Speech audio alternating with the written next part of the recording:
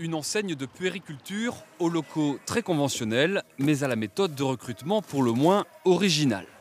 Pour les postes de logistique et d'expédition, la patronne embauche désormais les premiers qui se présentent. Là, on est au siège. Et on a mis un ordinateur en libre service. Les gens inscrivent leur nom, leur numéro de téléphone, leur email, et ils doivent confirmer qu'ils peuvent porter une charge de 10 kilos. Et dès qu'elle doit recruter, Loes de Volder rappelle le premier sur la liste, quel que soit son sexe, sa couleur de peau, qu'importe s'il a un handicap, s'il est un peu âgé ou repris de justice, seul le résultat compte. Quand vous leur donnez une chance, ils travaillent encore plus dur, parce qu'ils savent qu'ils n'auront pas forcément d'autres chances. Donc on veut travailler avec eux pour leur loyauté et parce qu'on se fait confiance. Natacha est l'une des 6 salariés embauchés à l'aveugle il y a 7 mois, une occasion inespérée pour cette quinquagénaire. Je suis restée à la maison pendant 2 ans parce que j'étais malade.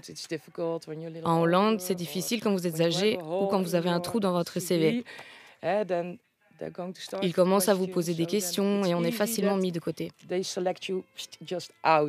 Dans cet entrepôt de logistique et d'assemblage de 80 salariés, aussi, fini les CV et les lettres de motivation. Rob Johnson a dû se faire violence, mais ne le regrette pas. Elle a un piercing au nez, à la lèvre, des tatouages, une coiffure assez excentrique. Je suis un peu gêné de vous l'expliquer. Elle sait ce que je pense. Mais je suis tellement heureux d'avoir franchi moi-même cet obstacle. Ça donne aux gens une chance de pouvoir prouver ce qu'ils valent vraiment. 1 mois d'essai, puis un CDD de 6 mois avant le CDI, avec parfois des erreurs de casting. Il y en a un qui a trouvé un meilleur travail dans la restauration. Il trouvait ça plus agréable. Un autre qui ne s'est plus présenté. Mais ce sont des choses qui arrivent en temps normal dans le monde du travail.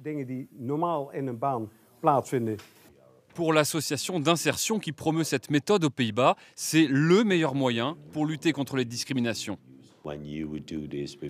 Si on faisait ça avec des entreprises autour de Molenbeek ou de banlieue de Paris, ce serait intéressant.